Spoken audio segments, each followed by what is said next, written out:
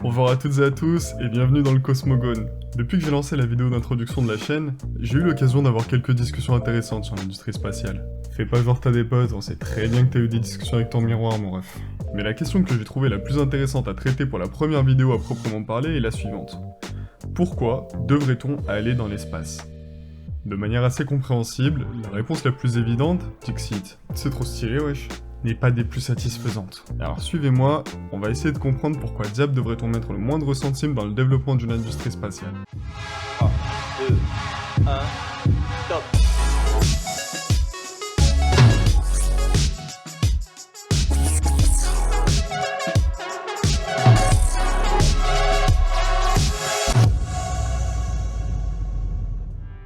Premier argument en faveur de l'expansion de l'humanité dans l'espace et qui va plaire aux plus gros rats d'entre vous, il y a moyen de se faire des thunes là-haut.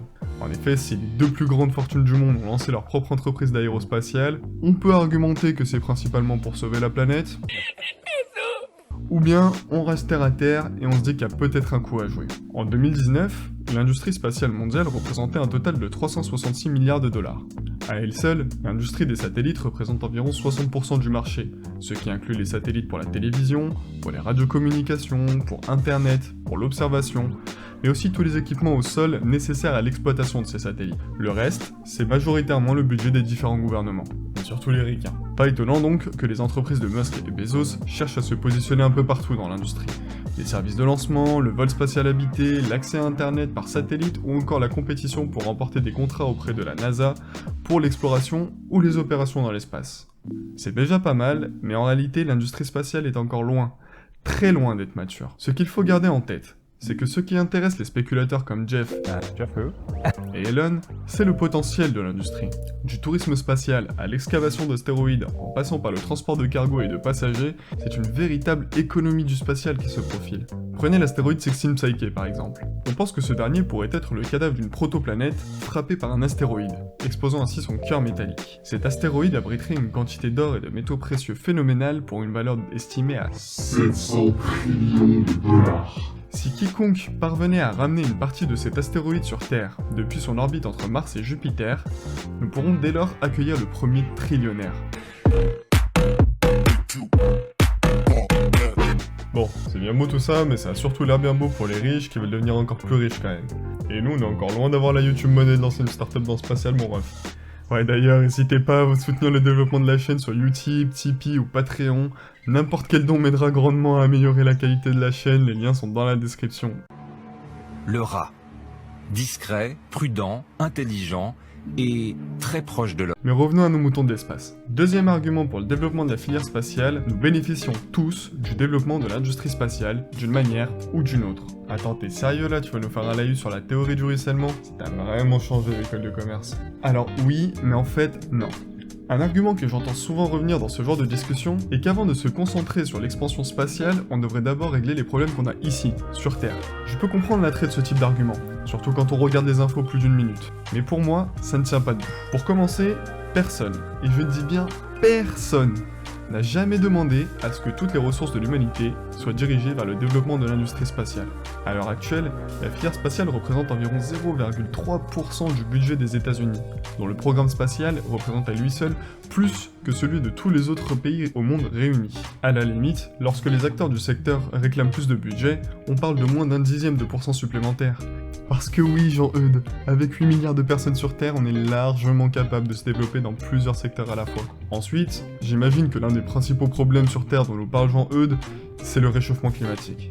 Mais justement, sans satellite d'observation terrestre, on n'en saurait rien du réchauffement climatique. Il nous serait impossible de mesurer en temps réel l'évolution de ce dit réchauffement. Au contraire même, les technologies développées grâce à notre accès à l'espace nous permettent de développer des manières plus efficientes de réduire notre empreinte carbone, dans des domaines aussi variés que l'agriculture ou le transport, qu'ils soient aériens, maritimes ou terrestres par exemple. Puis je vous souhaite bonne chance aussi pour planifier votre trajet éco-responsable en Blablacar sans internet ni GPS.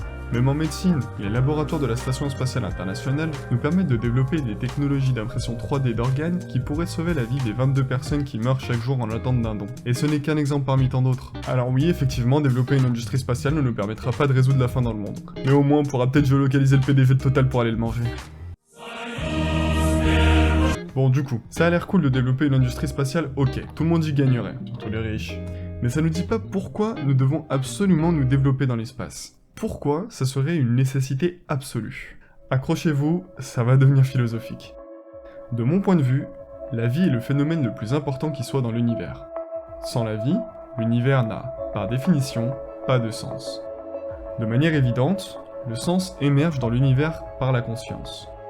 Et la conscience est une propriété du vivant. Donc sans le vivant, il n'y a pas de sens. Si la Terre est la seule planète dans la Voie lactée à actuellement héberger une civilisation intelligente, alors elle représente la seule île de sens dans une mer de 400 milliards d'étoiles. Nous avons donc une responsabilité colossale à protéger cette île de sens. Si nous échouons, nous serons responsables de l'annihilation du sens, peut-être à tout jamais, dans la galaxie tout entière. Attends, tu viens de répondre à la question du sens de la vie normale là? Abuse pas, j'ai eu 10 au bac de philo, tu penses bien que ça vient pas de moi MDR. Non, ça vient du docteur Brian Cox. Un professeur de physique des particules et un des plus grands vulgarisateurs scientifiques de ce monde. Si l'on reprend son raisonnement, qui soit dit en passant est parvenu en quelques phrases à mitiger ma crise existentielle, nous avons le devoir de protéger cette île de sens en assurant la pérennité du vivant. Néanmoins, il est impossible de s'assurer la pérennité du vivant en restant sur Terre uniquement. La Terre est unique, et le vivant a évolué pendant des millions d'années pour s'adapter à son environnement. Mais la Terre est fragile, si fragile qu'une seule espèce, parmi des millions, qu'un seul astéroïde, qu'un seul P solaire, est capable d'éradiquer la très grande majorité du vivant qui l'habite. Sans compter que lorsque notre étoile arrivera dans sa phase de géante rouge à la fin de sa vie, la Terre, alors un caillou desséché et sans vie, se fera absorber par le Soleil en pleine expansion. Pour accomplir notre devoir de préservation de la vie dans notre partie de la galaxie, il sera donc nécessaire, tôt ou tard, de quitter notre berceau pour explorer ce vaste océan encore vide de sens. Nous vivons actuellement un moment unique dans l'histoire du vivant. Pour la première fois, une espèce a développé la capacité d'exploiter les lois de la physique pour atteindre une vitesse suffisante pour s'échapper de la sphère d'influence de sa planète. Personne ne sait combien de temps va durer cette fenêtre d'opportunité unique qui s'offre à nous avant qu'un phénomène ou un autre ne vienne nous claquer cette porte au nez peut-être à tout jamais. Dans le doute, des entreprises comme SpaceX s'affairent à donner à l'humanité la capacité de créer des colonies permanentes sur d'autres mondes et ainsi préserver la flamme de la conscience dans l'univers. C'est la raison pour laquelle il est nécessaire de développer l'industrie spatiale à mon sens. Merci à tous d'avoir regardé cette vidéo, j'espère qu'elle vous aura plu au moins autant que la première. D'ailleurs, merci encore pour tous vos retours sur la vidéo d'introduction de la chaîne, je m'attendais vraiment pas à autant de support, gros cœur sur vous. N'hésitez pas à liker la vidéo si elle vous a plu et dites-moi dans les commentaires ce que vous en avez pensé. N'hésitez pas non plus à vous abonner et à activer la cloche pour ne pas rater les prochaines vidéos. Je vais essayer de me tenir à un rythme d'une vidéo toutes les 2 semaines. NANI ? Enfin, faites tourner un maximum la vidéo à vos potos, j'ai besoin d'un maximum de soutien pour faire décoller la chaîne au plus vite. N'hésitez pas à checker les liens dans la description, et d'ici là, je vous dis à très bientôt dans le Cosmogone.